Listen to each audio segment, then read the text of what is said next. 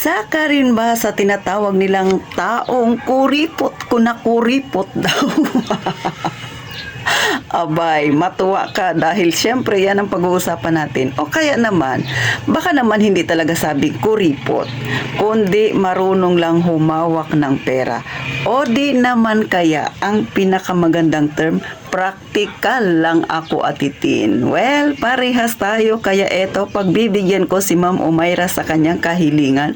Pero bago ako mag-umpisa, abay, mag-subscribe ka na sa akin. Huwag mo nang ikahiyang pindutin yan, mga kasari.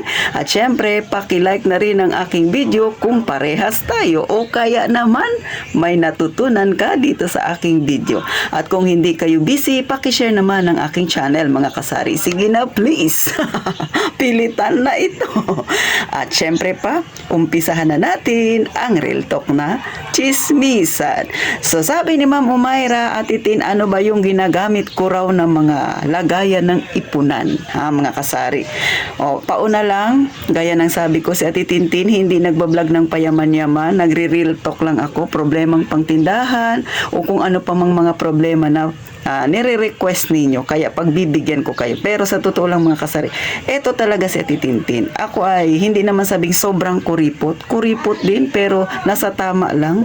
Masasabi ko rin ako ay isang praktikal, ayaw ko lang gumastos ng sobra sa aking kakayanan. At syempre, kung hindi naman kailangan.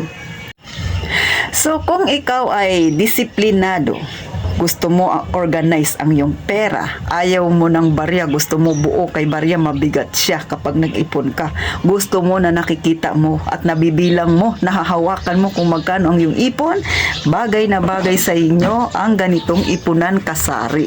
So sabi ni Ma'am Ellen Pilar, ano daw ang tawag dito? Hindi ko rin alam, ma'am, pero sa Lazada ko to nabili.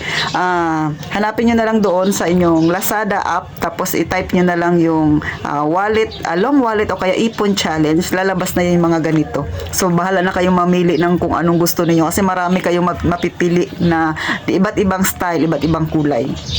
So ganyan sa titintin. Ito namang sulat na to ay paper tape lang yan siya, tapos sinulatan ko lang kung para saan ito yung bawat ganito niya, lagayan niya, mga kasari, yung mga packet niya na yan.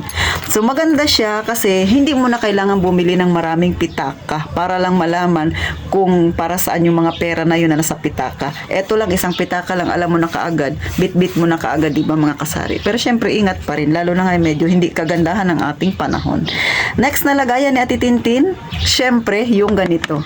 Wala na siyang laman, nakuha ko na siya. Ito ay tagto 200 pesos na buo yung nilagay ko dati dito. Wala na siyang laman kasi nga ipon ko ito nung nakaraan para sa aking mayor's permit sa tindahan at saka yung aking SSS. Tapos sumobra pa siya, so meron akong pandagdag sa aking savings. So panibagong taon, panibagong ipon naman. Kaya maganda talaga bumili ng mga ganito kasi reusable siya, mga kasari. Hindi mo kailangan bili ng bili. Kaya sa Titintin ay ganyo rin bumili ng ganito.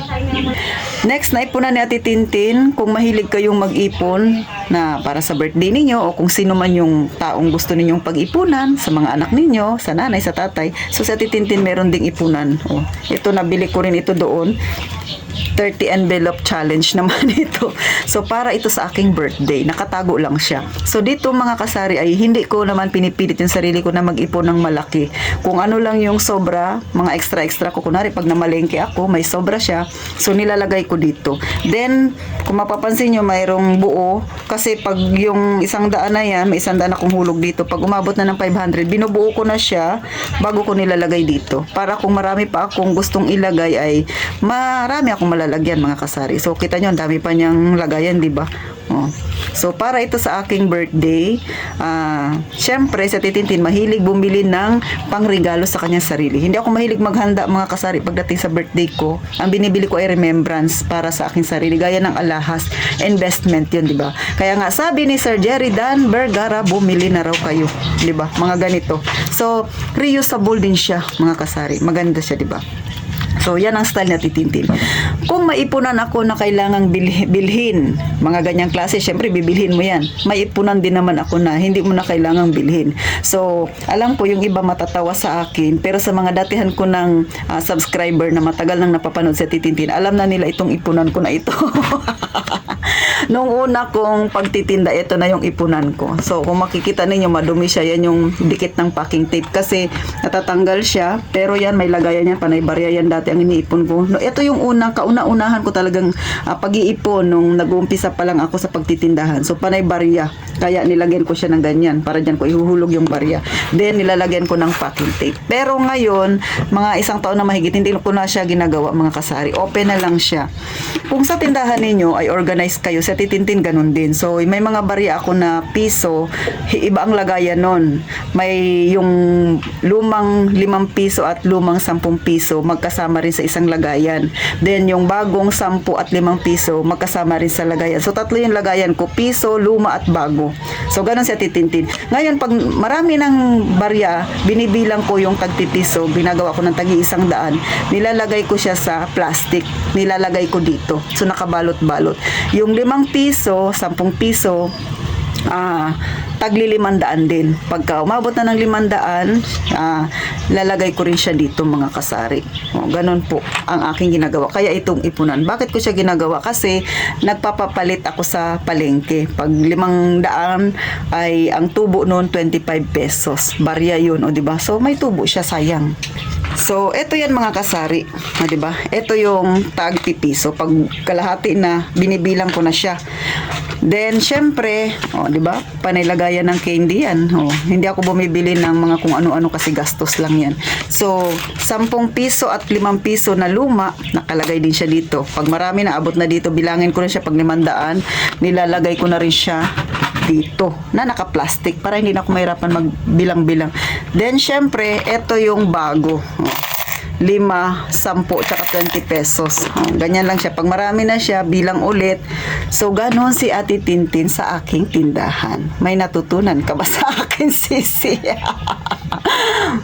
At syempre, pinakahuling ipunan ni Ate Tintin dahil magtatapos na ang 2024, haharap na tayo sa 2025, kaya nag-uumpisa na naman akong mag-ipon ng para sa permit para naman sa 2026 kasi yung 2025 ay okay na. Na-harvest ko na. So, yung panibagong lagayan ni Ate Tintin ay ito. Binili ko ito sa palengke 15 pesos lang. Bakit ka pa bibili ng alkansyang mamahalin kung pwede naman dito sa plastic?